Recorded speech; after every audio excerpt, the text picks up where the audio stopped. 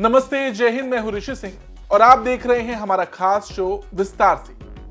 आजकल के आर्थिक माहौल में भारतीय रुपया डॉलर के मुकाबले लगातार कमजोर हो रहा है। आज की अगर बात करें तो 86 रुपए के मुकाबले $1 है। अब ऐसे में कई सवाल हैं कि जब भारत तरक्की कर रहा है तो रुपया कमजोर क्यों हो रहा?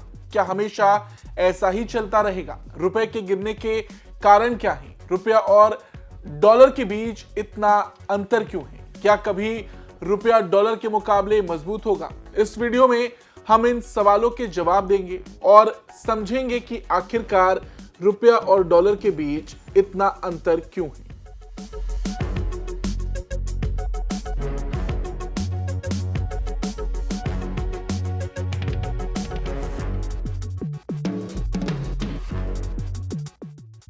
अब देखिए, सबसे पहले हम ये समझ लेते हैं कि जब हम रुपए और डॉलर की तुलना करते हैं तो हम दरअसल दो अलग अलग करेंसीज के वैल्यू की बात कर रहे होते हैं। और क्योंकि डॉलर दुनिया की सबसे शक्तिशाली और चलने वाली करेंसी है, इसलिए ये अंतर्राष्ट्रीय व्यापार में प्रमुख रूप से इस्तेमाल होती है।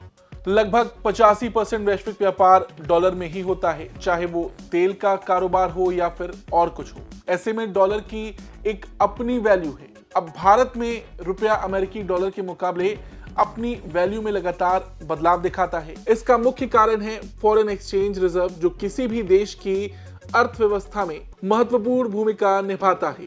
भारतीय रिजर्व बैंक भारत के फॉरेन एक्सचेंज रिजर्व को नियंत्रित करता है और इस भंडार में अधिकांश डॉलर होते हैं और रुपया और डॉलर का संबंध सीधा है।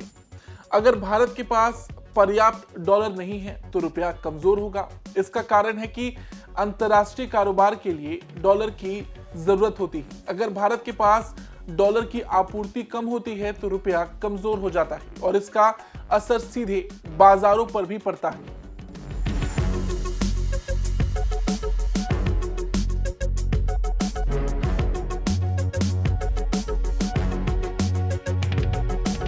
अब रुपए के गिरने का क्या कारण है? देखिए, रुपया कमजोर होने के पीछे कई कारण हो सकते हैं, जिनमें सबसे प्रमुख है फॉरेन इन्वेस्टमेंट का बाहर जाना। जब विदेशी निवेशक भारत से अपना पैसा निकालते हैं और अन्य देशों में निवेश करने जाते हैं तो भारत में डॉलर की कमी हो जाती है। ये रुपए की वैल्यू को घटाता है। दूसरा, भारत का ट्रेड डेफिसिट। भारत को आयात के लिए डॉलर की जरूरत होती है, खासकर क्रूड ऑयल और गोल्ड जैसी वस्तुओं के लिए। इसी कारण भारत का व्यापार घाटा बढ़ता है और डॉलर की मांग ज्यादा हो जाती है। जब रुपए की मांग कम होती है और डॉलर की अधिक तो रुपया कमजोर हो जाता है। हालांकि पिछले कुछ सालों में भारत ने कुछ देशों से अपनी करेंसी में व्यापार करना शुरू कर दिया है, जिसका असर हमें आने वाले वक्त में शायद देखने को भी मिले। खैर, मॉनेटरी पॉलिसी भी एक कारण है। भारतीय रिजर्व बैंक और अन्य केंद्रीय बैंकों की मौद्रिक नीति भी रुपए के मूल्य को प्रभावित करती है।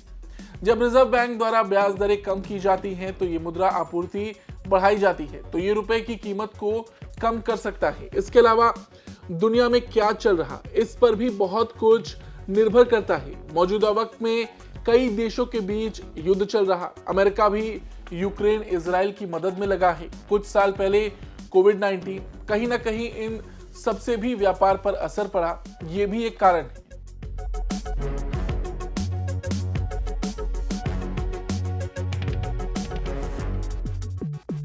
अच्छा, एक सवाल ये भी है कि क्या रुपया और डॉलर के बीच हमेशा से ही इतना अंतर था? ऐसे में हम आपको बता दें, ऐसा नहीं था। 1947 में $1 की कीमत करीब ₹3.5 के आसपास थी। बहुत साल तक ये स्थिर रहा। आप ये डेटा देखिए, 4-5 रुपए का ही अंतर आपको देखने को मिलेगा। लेकिन 1966 के बाद से ये अंतर बढ़ता चला गया। 1975 तक $1 की कीमत करीब 8 रुपए थी और 1985 तक ये 12 रुपए के आसपास चली गई। 1991 के समय से रुपया और कमजोर होने लगा। 2003, 4 और 5 में रुपया थोड़ा मजबूत हुआ था, लेकिन उतार चढ़ाव ऐसे ही रहा और रुपया आमतौर पर डॉलर के मुकाबले कमजोर ही रहा है। अब इस सवाल पर आते हैं कि रुपया और डॉलर के बीच इतना अंतर क्यों है?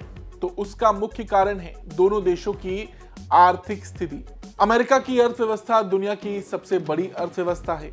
अमेरिकी डॉलर का वैश्विक व्यापार में प्रचलन इसे एक मजबूत करेंसी बनाता है।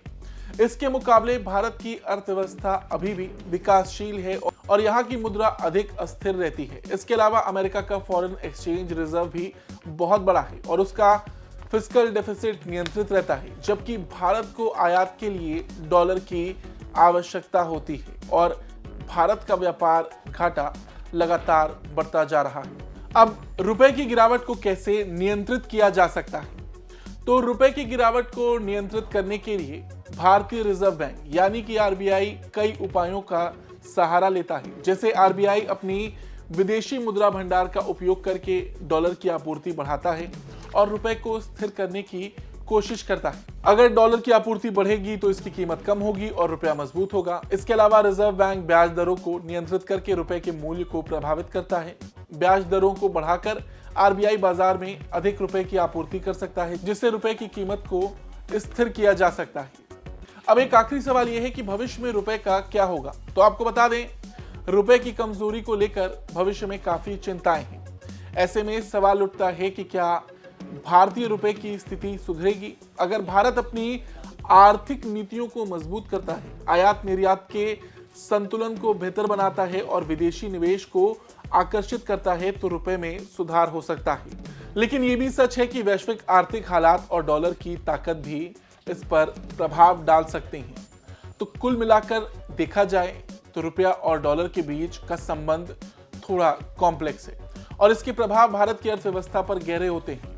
रुपया कभी मजबूत हुआ, लेकिन वर्तमान में इसके गिरने के कई कारण हैं, जिनमें विदेशी निवेश, व्यापार घाटा और अंतर्राष्ट्रीय आर्थिक स्थिति प्रमुख है।